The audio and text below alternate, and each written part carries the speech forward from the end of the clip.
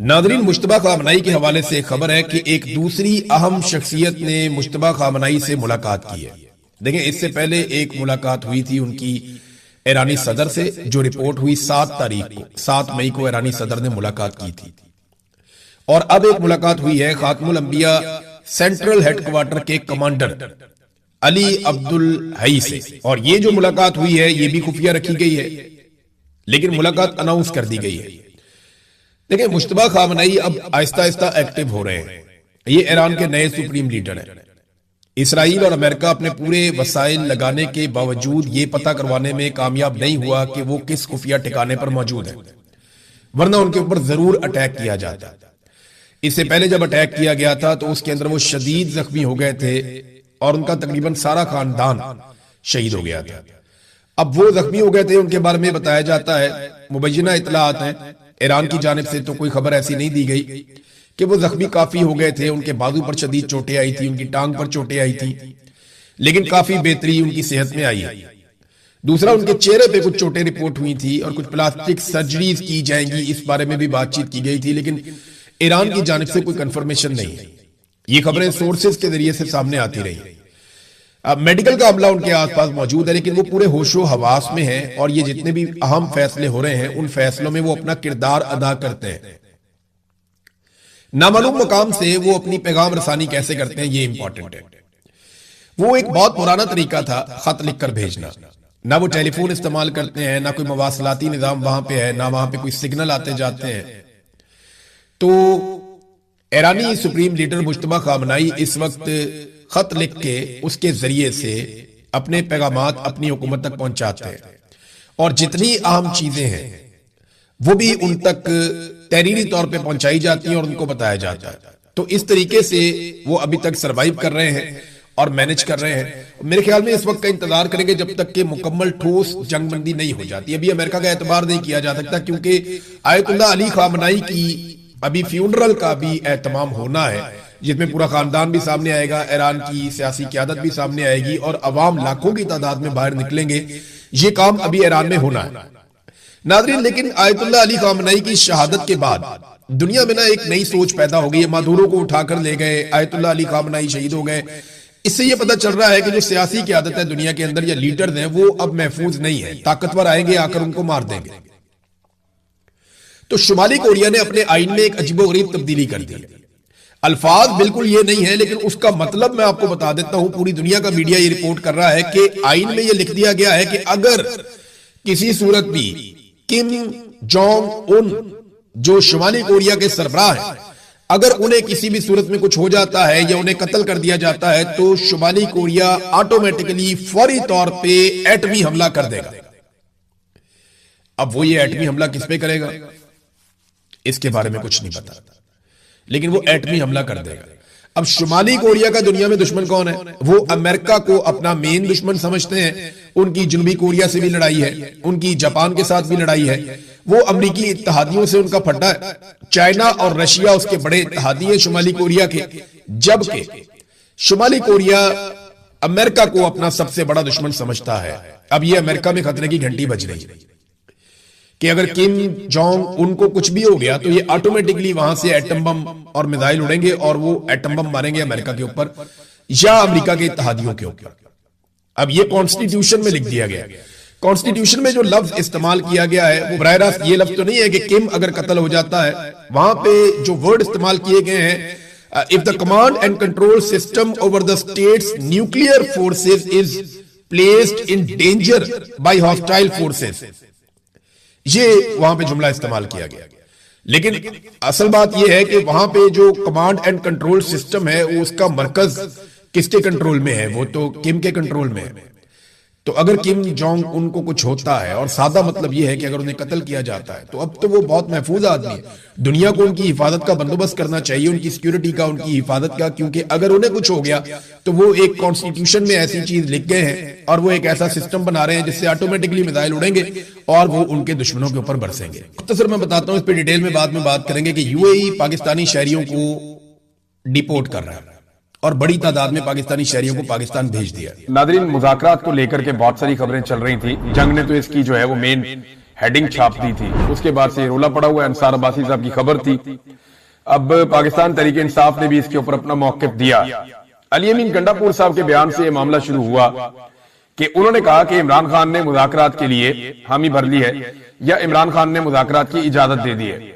लेकिन जब last time Imran Khan साहब ने मुज़ाकरात बंद किए थे तो दो चीजों की वजह से बंद किए थे।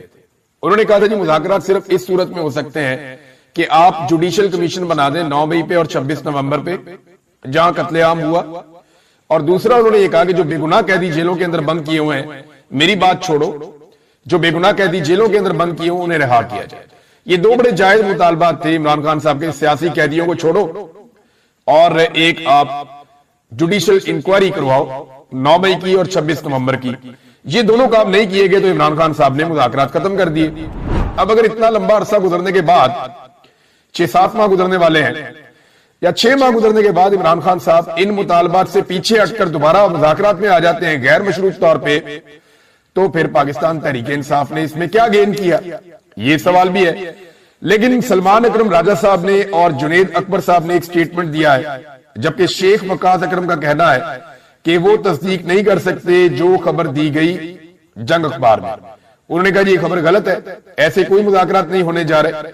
हमारे मुतालबात थे जिन चीजों पे ना जुडिशियल कमीशन बना ना कुछ और हुआ, तो हम कैसे फिर मुज़ाकरात के अंदर चले जाएं? ये सवाल शेख वकास अकरम साहब ने भी पूछा है। अब आ जाए नाज़रीन इस बात पे कि क्या वाकई में कोई मुज़ाकरात या कोई ऐसी कहानी शुरू होने जा रही है। तो इस पे जो पहला स्टेटमेंट है वो जुनैद अकबर साहब का, उन्होंने कहा ये हुकूमत मुज़ाकरात की ट्रक की बत्ती के पीछे हमें लगा रही है। एहतजाज हमने करना है और हर हाल में करना है और ये फैसला हो चुका है। लेकिन जब भी, मैं पहले भी आपको ये कह रहा हूं कि जैसे ही पाकिस्तान तहरीक इंसाफ एक तहरीक का मोमेंटम बनाना शुरू करती है, जैसे ही तहरीक इंसाफ एक तहरीक खड़ी करती है या अवाम को मोटिवेट करती है, चैनलाइज करती है, उसी वक्त अचानक से खबरें आना शुरू हो जाती हैं मुख्तलिफ मीडिया हाउसेज में कि पाकिस्तान तहरीक इंसाफ के मुज़ाकरात शुरू हो गए, बैकडोर चैनल खुल गए, एस्टेब्लिशमेंट भी ये करने जा रही है, हुकूमत भी वो करने जा रही है। खबरें, टॉक शोज, इनके ऊपर शिफ्ट कर दिए जाते हैं बाय डिजाइन। और ये हमने कम से कम 2 मरतबा इलेक्शन के बाद होते हुए देखा।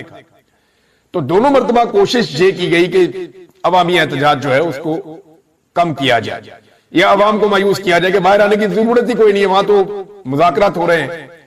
तो इस तरह से अवामी तहरीक को जब शुरू होने वाली होती है उससे पहले दबाने के लिए ये मुज़ाकरात वाला एक ट्रक की बत्ती बीच में लाई जाती है। ये हर दफा आ जाती है। अब ये एक मरतबा फिर आ रही है, लेकिन लोग इसको अब सीरियस ले नहीं रहे।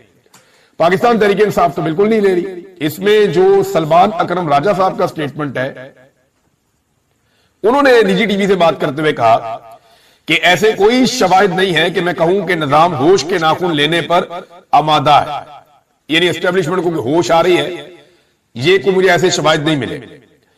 ये जो चेमगोइयां हैं, मुझे इनका मकसद ये नजर आता है कि बाहर दुनिया को ये तासुर दिया जाए कि पाकिस्तान में सब अच्छा चल रहा है, सब अच्छा होने जा रहा है, जबकि हकीकत में ऐसा कुछ भी नहीं है। इमरान खान के लिए नरम गोशा ट्रक की बत्ती है, ये बात बिल्कुल ठीक है। देखें, इमरान खान की बहन के मुताबिक 3 लोग इमरान खान से खौफजदा हैं, एक सदर, एक वजीर आजम, एक आर्मी चीफ। इन लोगों को लगता है जो कुछ भी इन्होंने किया है, ये सदर भी जाली बना हुआ है, शहबाज शरीफ 17 सीटों पर वजीर आजम बन गए। अब जो कुछ पाकिस्तान तहरीक इंसाफ के साथ या पाकिस्तान में इलेक्शन के साथ जो आइन की धज्जियां बखेरी गई हैं, जो कानून को पामाल किया गया है, जो जुल्म और बर्बरियत इस मुल्क में की गई है, इन सबको ऐसा लगता है कि इन्हें जवाब देना पड़ जाएगा। अब ये वो लोग हैं जो ओहदों पे बैठे हुए हैं, जो ओहदों पे नहीं, उनकी भी एक लंबी लिस्ट है। यानी इसके अंदर आप ये समझ लें, फजल रहमान भी नहीं चाहेंगे कि इमरान खान साहब जो है वो ताकत में आए। इसी तरह जो है वो नवाज शरीफ तो कभी भी नहीं चाहेंगे। और उनके बारे में ये खबर आजकल फ्लोट कर रही है कि जब जंग के दौरान में इमरान खान साहब के बारे में बात भी की गई तो नवाज शरीफ साहब ने इस बात पे ही इंसिस्ट किया कि इमरान खान को जेल में रखो। यानी कुछ भी हो जाए, मियां साहब इमरान खान साहब की मुकम्मल मुखालफत जारी रखेंगे। नवाज शरीफ के लिए डरावना ख्वाब जो है वो यास्मीन राशिद है कि जिस दिन वो बाहर आ जाएंगी उस दिन नवाज शरीफ साहब का भट्टा बैठना शुरू हो जाएगा। वो हर चौक में हर जगह खड़ी होकर मियां नवाज शरीफ साहब का पोल खोलेंगे कि मैंने इस आदमी को इलेक्शन हराया, ये मेरी सीट वापस करे। क्योंकि यास्मीन राशिद साहबा जो है वो बड़ी स्ट्रगल करने वाली खातून है, सारी जिंदगी उनकी ऐसे गुजरी है। अब अगर उन्होंने, यास्मीन राशिद साहबा ने नवाज शरीफ को हर जगह पे चैलेंज करना शुरू कर दिया, अदालतों में हर जगह पे, تو ان کے پاس میڈیا بھی آئے گا, اثر رسوخ بھی آئے گا, وکلا بھی ساتھ کھڑے ہوں گے, ڈاکٹرز بھی ساتھ کھڑے ہوں گے, سول سوسائٹی بھی ساتھ کھڑی ہوگی, سوشل میڈیا بھی ساتھ کھڑا ہوگا. تو نواز شریف کے لیے یعنی کوئی بھی آدمی اپنی جیتی ہوئی سیٹ کے لیے ایسی لڑائی نہیں لڑ سکا جو لڑائی یاسمین راشد لڑنے کی کیپیسٹی رکھتی ہے. تو اس سے یہ نواز شریف صاحب کو ایک خوف ہے. اب جنید اکبر صاحب نے بھی کہہ دیا, سلمان اکرم راجہ صاحب نے بھی کہہ دیا, شیخ وقاص اکرم صاحب نے بھی کہہ دیا. تو گنڈا پور صاحب کا جو دعویٰ تھا کہ مذاکرات کی عمران خان نے اجازت دی ہے, تو وہ اسٹیبلشمنٹ کے ساتھ مذاکرات کی انہوں نے بات کی ہوئی ہے کہ اسٹیبلشمنٹ کو کہے کہ وہ یہ سارے گندے کام چھوڑ کے وہ واپس چلے جائیں اپنی آئینی حدود میں اور پاکستان کو سیاستدانوں کو چلانے دیں, عوام کے مینڈیٹ کا احترام کر لیں اور اداروں کو ان کی سپیس واپس کر دیں. یہ مذاکرات تو ہونے چاہیے, لیکن حکومت کے ساتھ جو 2 شرائط عمران خان صاحب نے رکھی تھی ان پہ ابھی تک عمل درآمد نہیں ہوئی. دوسری جانب ناظرین, یہ ایک مثال میں نے آپ کو نواز شریف صاحب کے بارے میں دی تھی ماضی میں, تے انا ونڈے ریڑیاں مڑ مڑ اپنے آنے. یہ میاں صاحب کی مثال ہے اور یہی کیا انہوں نے. اب یوم تشکر پہ سب نے اپنا اپنا سٹیٹمنٹ جاری کیا, صدر نے کیا, وزیر اعظم نے کیا, باقی سب نے کیا. 21 توپوں کی اور 31 توپوں کی سلامی دی گئی. اسلام آباد میں 31 اور باقی صوبوں میں جو ہے وہ 21 توپوں کی سلامی دی گئی. تو یوم تشکر منایا سارے پاکستان نے. پاکستان تحریک انصاف نے بھی اپنا سٹیٹمنٹ جاری کیا. لیکن یہ جو ایک تقریب ہے, ایسا شودا پن تو اس سے پہلے کبھی ہم نے نہیں دیکھا. یہ ایک تقریب کی گئی سرکاری سطح پہ اور اس میں یہ ٹی وی کے اوپر چلائے گئے نام اور یہ اکاؤنٹس کے جناب انہوں نے انڈیا سے بڑی جنگ لڑی ہے, پروپیگنڈا کی جنگ بڑی لڑی ہے انہوں نے انڈیا سے. وہ سارے اکاؤنٹوں کے اوپر نواز شریف صاحب کا منہ فٹ ہے.